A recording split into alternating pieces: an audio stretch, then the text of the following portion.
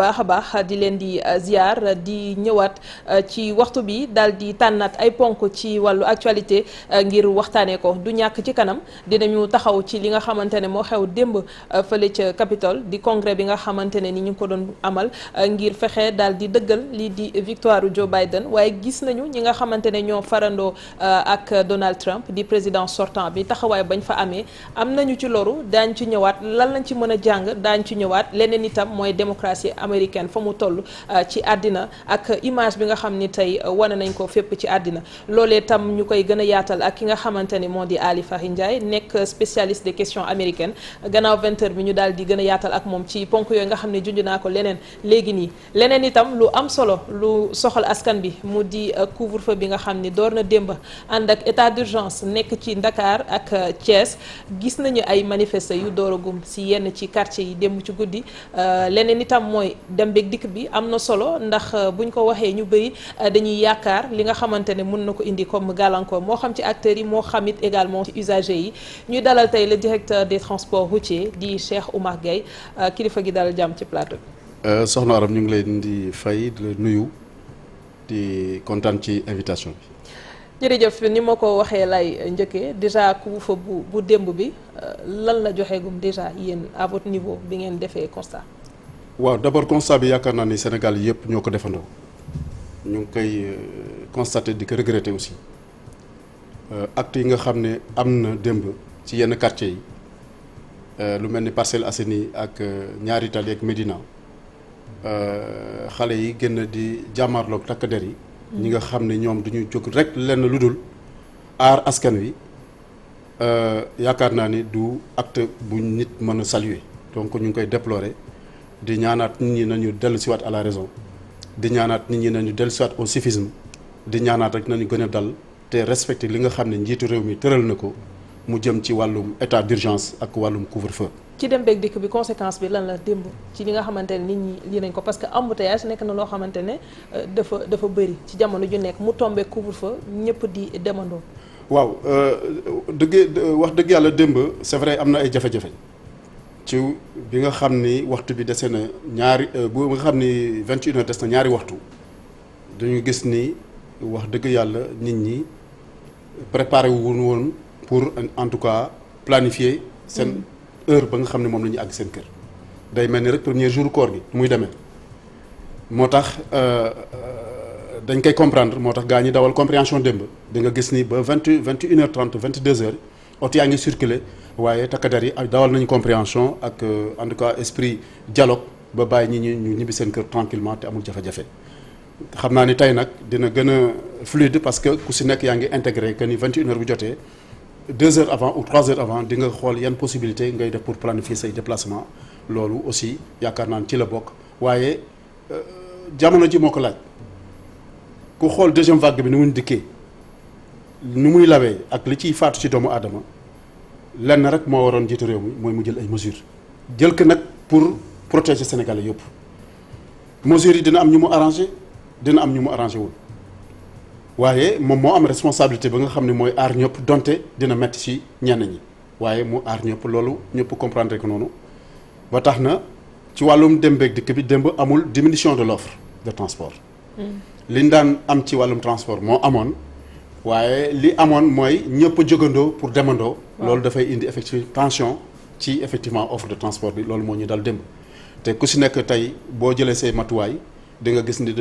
au fur et à mesure ñuy dem mbir yi dina gën a fluide mbir yi dina gën a. yan mesure ngeen jël tey par rapport ak état d'urgence bi nga xamante ni ci la ñu nekk mu jëm ci secteur dem beeg dikk bi. waaw njiitu réew mi bu mu jëlee dogal décréter état d'urgence mu ànd ak couvre-feu dafa jox instruction ministres yi nga xam ni mbir yi ko soxal na leen ku ci nekk ci sa secteur nga jël ay mesures ci loolu le ministre Mansour Faye. sant ñu dajeek acteurs de transport yi xool yan mesures la ñu mën a jël pour accompagner effectivement couvre-feu bi ak état d'urgence ñu dajeek waa AFTU dajeek Dakar Dem Dikk ak car rapide ak Ndiaga Ndiaye pour ñu xool naka la ñuy wàññee capacité donc usager yu ñuy sol ci biir oto yi yu ñuy charge ci biir oto yi naka lañ koy wàññee loolu moo indi ba ñu waxtaanu ba tënk ministre bi jël tey arrêté muy arrêté 99 donc du 7 janvier 2021 pour wax ni ci oto bisu Dakar Dem Dikk yi nga xam ni 12 mètres la war a jël lu tolloog téeméer ak fukki nit ci ay passagers dañuy wàññi capacité bi de 70%. day tekk ni juróom-ñetti fukki nit lay jël oto yooyu di jël bu dee wàllu afti nga xam ni ay minibus la yu 9 mètres nga xam ni dañuy jël ba 60 personnes ñu ni nañu wàññi chargement bi à 30% nga xam ni 40 personnes rek la ñuy jël ci oto yooyu dëgg la nit ñi ñu ngi wax xëy na boo wàññee capacité bi offre bi dina wàññeeku c'est normal waaye li ñu am ak ñoom comme accord mooy que oto yi nga xam ni réservé nañ ko loolu la ñuy wax réserve technique ci parc yi nañu jël oto yëpp ñu dugal leen ci réseau bi ba nga xam ni bu heure pointe jotee donc nit ñi duñu am problème mu dem ak dikk te xaar yi dina mën a en tout cas dina mën a wàññeeku bu baax beneen dogal bi mooy li jëm ci wàllu car rapide yeeg Ndiaga Ndiaye yi gis nañu ni dañuy transporter nit ñi ñuy taxaw ci car rapide yi wala ci Ndiaga Ndiaye ak di lang déjà bu mbas amul sax code de la route daf ko dàq yoon dafa dàq loolu rawatina bii mbas mi amee ñu fàttale ni mesures yi jëlaat na loolu pour rappeler waat ni loolu interdiction la di ñaax force de défense et de sécurité muy police gendarmerie en tout cas les agents préposés au contrôle routier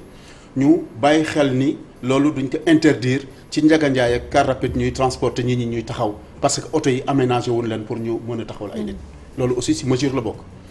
yeneen mesures yi moo jëm ci wàllum gare routière yi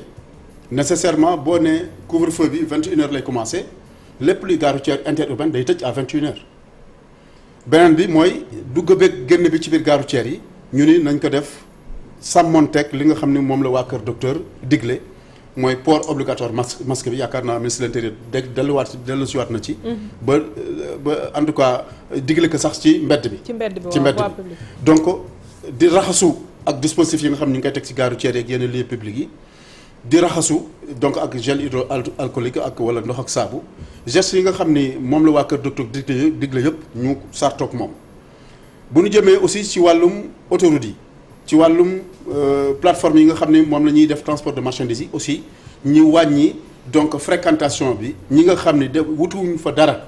ci plateforme yooyu ñu bañ fa dem ñu bàyyi oto yi rek ak ñi nga xam ñooy chargé ñu nekk foofu tout en respectant effectivement les gestes barrières bu ñu jógee ci loolu ñu jëm ci mooy comment dirais-je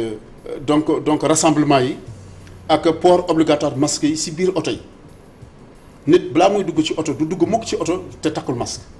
te masque boobu da nga ko war garder ba bi ngay wàcc. mais romb naa arrêt man gis oto yoo xamante ne ñu ngi xaar ay minibus. nit ñi ñu ngi ak masque mais loolu du port détention la parce que dañ koy wàcc. seen sikkim mu ngoog c'est-à-dire bu fekkee tamit dañ leen di bàyyi rek ñu lonkoo ko rek naka lañ koy sole ak anam ba loolu itam kan moo war a veiller ci contrôle boobu. waaw contrôle boobu takk der yi ñoo ciy veiller ñoom ñooy veiller ci transport public yi ci lieu public yi ci marché yeeg ci demee port correct di masque bi la ñu port correct c'est-à-dire que wax ñu rek nga tekk ci sa bakkan wala nga tekk sa sikkim. ñu bari noonu la ñuy def. waaye dañu wax na nga muur sa bakkan ak sa gémmiñ gi lépp nga xam ni di nga mën a aar sa bopp aar ñi nga xam ne ñoom nga dendal loolu ñu ngi si ñaaxaat nit ñi encore une fois de plus am na ay daan yi nga xam ni loi bi donc prévoir na ko defe naa arrêté yi gisoon ngeen ko. donc ku ko en tout cas sartowul daan yooyu dina tegu si kaw waaye man yaakaar naa ni ñu bañ àgg si daan yooyu gën a éduquer population bi gaa ñu am seen responsabilité individuelle boobu ba pare ñu xam ni. xeex bi nga xam ne ñu ngi koy xeex li njiitu réew mi wax def naa démb ak barki démb dégg nañ ko dafa war a laal donc la communauté carrément nga xam ni chef religieux yi chef coutumier yi le commandement territorial mooy gouverneur yeeg préfet yeeg yu ñu demee l'administration décentralisée les maires les présidents de conseil départemental bàjjeni gox yi les présidents d'AIC donc ñëpp def ko seen xeex nga xam ni dañuy xeexandoo def benn say su ko defee ñu jéem a rapidement donc affronter. alors dinaa ñëwaat ci transport bi mais dama bëgg a taxaw déjà ci transport en commun bi. Oui. avant may wax ci particulier ak ñoom seen. transport en commun bi dafa am benn impératif boo xamante ne mooy gain bi ñu doon am waaw l'impératif économique xaw ma ne laa koy waxee. ci wolof mais lañ doon am. dina wàññeeku su fekkee nombre de places yi wala li ñu leen autorisé woon ci say muy dugg wàññeeku na est-ce que loolu tamit waxtaan ngeen ko ak acteurs yi ba du am jeexital ci njëg li nga xamante ne peut-être nit ki dina ko fay. waaw waxtaan nañ ci wax dëgg yàlla moom laa la doon wax sànq ni la waxtaan nañu ak acteurs yi ñoom accepté nañu surtout ñi nga xam ni mooy Dakar Dem Dikk ak AFTU accepté nañu ni 70% de capacité bi ñu doon am c'est pas proportionnel. oui de 70% de recette mooy wàññeeku wala de 70% de comment dirais-je de bénéfice mooy wàññeeku c'est pas proportionnel c'est moins que proportionnel. alors loolu ñoom d'accord nañu def ko muy seen contribution ci xeex bi nga xam ne moom la ñuy xeex. xam nga ci première phase bi du leen waxoon nañu jël place assise yi wàññi ko ci digg bi. oui nga xam ne ay juróom-benn nit wala fukki nit ak ñaar ñooy nekk ci benn bus. ñoom ñuy daw ba ngoon du ñu mën sax jënd carburant pour dawaat ëllëg mu metti lool. état bi xamoon loolu moo taxoon ñu génnee ci force Covid bi génne xaalis bu takku lu toll ci 8 milliards 500 millions donc dampé que secteur transport mu jëm ci AFTU jëm ci Dakar Dem Dikk dem ba ci Ndiaga Ndiaye car rapide loolu état bi defoon na comme accompagnement cette fois-ci comme wàññiwuñu activités yi école ngi élèves yaa ngi jàngi ñi ñaa ngi dem liggéey. ñu ni donc boo wàññee transport bi dina am jeexital ci ñii di liggéey mu ñoom ñu ni dañuy def sacrifice boobu yokk parc bi wàññi capacité de chargement mais donc on aura donc l'équilibre ñi daan dugg rek ñooy duggaat parce que parc bi yokk nañ ko. ci particulier yi lan moo ci nekk loo xam ne lu spécifique ndax bee passé am na ci document yoo xamante génn na mais dañu mayoon peut-être particulier bi mu am sañ-sañu mën a dem ba yenn saay contrôle yi sax ñoom bokk nii ñuy sonalee peut-être les transports en commun duñ ci bokk bi la yoon lan lañ ci wax. non particulier yi li ñu ci wax c'est clair ñi di nañu respecter li nga xam ni moo nekk ci carte grise yi boo yoree oto bi nga xam ni 5 places la maanaam 4 plus chauffeur na nga yem ci 4 plus chauffeur yooyu ñu ni la bu fekkee ñaari nit dong ñoo nekk ci oto bi muy chauffeur bi ak keneen obligatoirement da ngay am port de masque. d'accord bu fekkente ni chauffeur bi mi ngi ci ak keneen maintenant bu fekkee chauffeur bi ki dong moo nekk ci otoom ñu ngi koy conseillé mu takk c'est pas une obligation bu dee moom dong nga nekk ci oto bi c'est pas une obligation mais ñu ngi koy conseillé muy takk maskam à tout moment. mais fii léegi benn nit nekku ci rek mën na bañ takk maskam mais bu ci benn nit nekkee rek obligation la pour moom ak ki ci nekk ci oto bi ñu takk masque yi donc loolu la ñu bàyyi muy wéy parce que comme ni mu la ko waxee mënoo def restriction ci transport bi te amul restriction ci activités yi parce que nee nañu dund ak virus bi. waaye nañu def concilier impératif sanitaire. ak impératif donc économique ñu jëm leen concilier pour jéem a mën a xam lu ñuy xeexee xeex bi te ci loolu la. dogal yooyu ndax ci Dakar ak Thiès ak la yem. pour l'instant ci Dakar ak Thiès la yem comme couvre-feu bi ñooñu la concerné ak état d'urgence bi bu jaree. ak évolution bi parce que dem dikk bi diggante région yi mu ngi am. mi ngi am nit ñaa ngi dem ak yooyu. léegi bu fekkee ne li ñuy sas ñi nekk fii nii ne leen dëppoo leen ak yoon strictement na ngeen sol masque na ngeen respecter nombre de places kooku mën na génn fii dugg beneen région te peut-être mën na ñëwaat te heure bi du fekk mu jotagum. ci heure couvre-feu bi. donc lan moo tax rek ngeen ne normalement foofu rek la war a dem te nit yi dañuy dem ba léegi. ci diggante région waaw xam nga lu tax xam nga décision politique boo gis. dafa am ay données scientifiques yu ko lal njiitu réew mi bi mu génnee tëbul tëb jël décision dafa dajale comité bi yëpp la dajale comité scientifique bi yëpp ñi nga xam ne ñoo nekk ci comité de lutte bi yëpp la dajale ku ci nekk nag ak sa domaine d'activité ak sa domaine xam-xam ku ci ne wax mbir mi naka lay tëddee ba ñu xoolee ba def analyse bi gis nañu li ëpp muy 80 à 90% cas yi Dakar ak Thiès la toog depuis 2 mois yeneen régions yi mu ngi fay am donte transport baa ngi dem interurbain baa ngi dem lépp ngi dem waaye gis nañu fii daal la confiné wu lu gën a ëpp donte yeneen yi am na ñu ni donc première mesure parce que c'est des mesures yi nga xam ne dañu ko jël crescendo. Première mesure mooy nañu jéem a jël des mesures sur Dakar et Thiès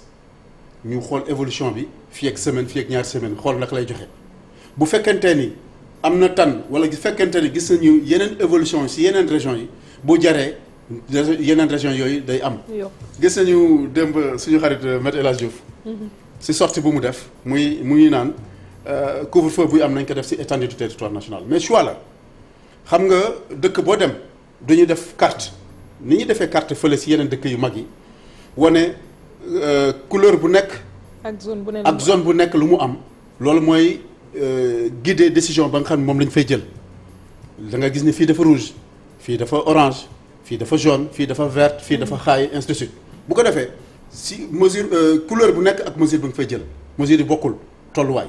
moo tax ñu jël mesure bi fii xam nañ dafa xonq cur muy Ndakaaru ak Thiès dafa xonq cur moo tax mesure ñu mën ko jël dans un premier temps bu laajee yeneen régions yi ñu jël mesure yooyu par rapport ak l'évolution des couleurs dañu ko jël forcément dinañ ko jël mais fii lañ tolloogum ak économie bi fi ñu génn nu mu méttee année 2020 bi yàlla bu année melati noonu parce que ñi sonn nañu lool ci année bi demoon nañu bay frôler la récession au Sénégal demoon nañu bay frôler une croissance économique négative mooy la récession au Sénégal mais yàlla sutural nañu ba ñu am nawet bu barkeel ba secteur agricole boobu tey moo permettre tey li ñu doon xalaat ci récession mu intercepter que un peu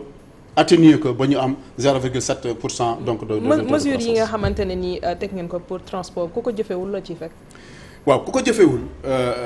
mooy lii yoon santaane ci wàllum daan am na daan yi nga xam ni day dem ci emprisonnement 1 mois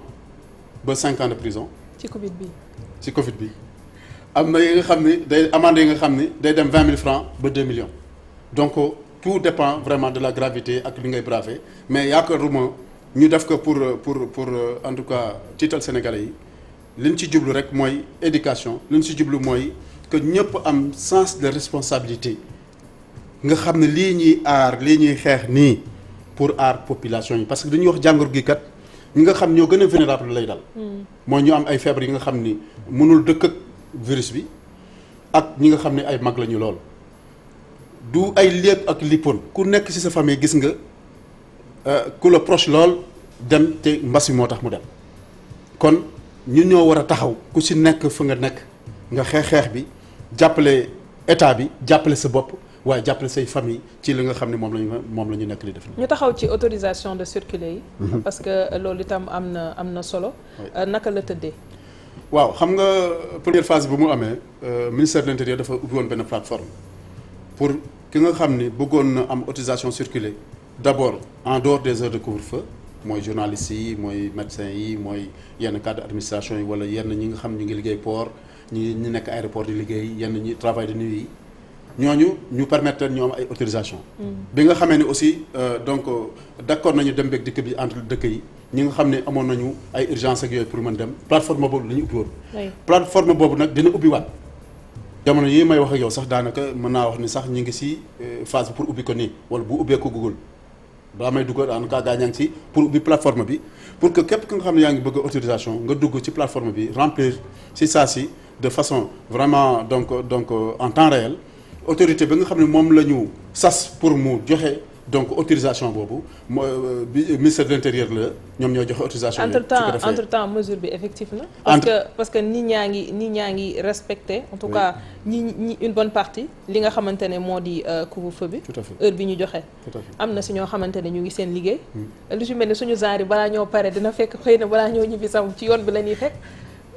ñooñu te yéen nga ubbi plateforme bi tegaat ko entre temps lan ngeen prévoir pour ñooñu. waaw moom la wax ni xam nga entre temps lu ci mën a am rek mooy communication avec les forces de défense et de sécurité parce que boo nekkee journaliste boo wanee sa carte de presse xam ne da nga liggéey boo nekkee médecin xam ne da nga liggéey tey man maa ngi nii su ma jógee fii am na feneen fu ma war dem ci beneen plateau 21h laa fay commencer. mais yow duñ la jàpp. non non le directeur des transports du ko jàpp ñun suñu genre la ñuy wax. ay ñoom Pierre de Silva mais su ma amul autorisation duñ may jàpp c'est clair mais amaguma autorisation. c'est comme tout le monde. donc comme amaguma autorisation su ma demee sama carte professionnelle lay wane comme yéen seen carte professionnelle su ko defee ñu xam ni man dama nekkoon dans un service recommandé. service commandé laa nekkoon duñ ma yónni ci yenn plateau yi ma dem pour waxtaan ak askan wi ci mesures yi nga xam ne jël nañ ko pour mu gën a leer ci ñëpp communication yi la ñu sant pour ñu def ko moo tax tey moo waral sama teewaay fii di waral sama teewaay feneen donc dina am jeexital xëy na ci premier jour bi nii tey mais à partir de demain certainement donc plateforme bi dina ubbi gaa ñi daañu mën a demander des autorisations ñu am ko en bonne et due forme su ko defee ñu mën a circuler tranquillement sans problème ñu mën def seen activité. transport dañ ciy des dafa am loo xamante ne ni yëkkati woon ngeen ko fi xëy na mbas bi après ak coow leeg li mu indi ñu tegaat ko ci suuf ndax sax tegaat nañ ko ci suuf mooy loi d'orientation bi nga xam li ko taxoon jóg mooy moderniser le secteur des transports ak organiser waat ko fan ngeen toll ci liggéey boobu. ah oui kooku nag mosuñu ko teg ci suuf bu dee lu ñuy woowee livre de chevet ci wàllum transport loi d'orientation bi tey mooy suñu livre de chevet. yàlla dogal na loi d'orientation boobu mooy loi bu nu gën a en tout cas partagé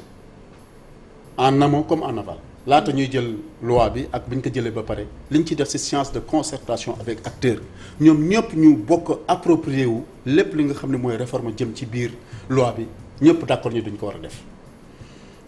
ci biir réforme yooyu bare na. daañu teg lu ñuy wooyee conseil national de transport routier de transport terrestre. taxawagul décret d'application yi lañ nekk def ni pare nañu décret d'application yi discuter nañ ci ak acteurs yi d'accord nañ ci naka lañ koy taxawee parce que kuréel googu kat benn chambre consulaire la. ñu siy toog transporteurs yi ñoo siy siège 70 membres lay am 55 membres yëpp c'est les transporteurs et les syndicats yeneen membres yi yeneen 20 membres yu des yi donc c'est les membres des administrations yi nga xam ne dañuy épauler. donc comité bopp ci pour ñu mën def seen liggéey waaye amuñu benn voix délibérative. ñële ñooy voté président si ñoom lay jógee. bureau bi si ñoom lay jógee seen kuréel la pour ñu accompagner effectivement concertation yi nga xam ni tey góor xuma yëg jóg fële def plateforme de grève keneen jóg fële tey bu ñu amee donc kuréel googu. dina mën a harmoniser dina mën a donc am cadre de concertation boobu. beneen bi mooy la révolution qu'on veut mettre en place c'est le fonds de développement des transports terrestres fonds boobu mooy permettre tey.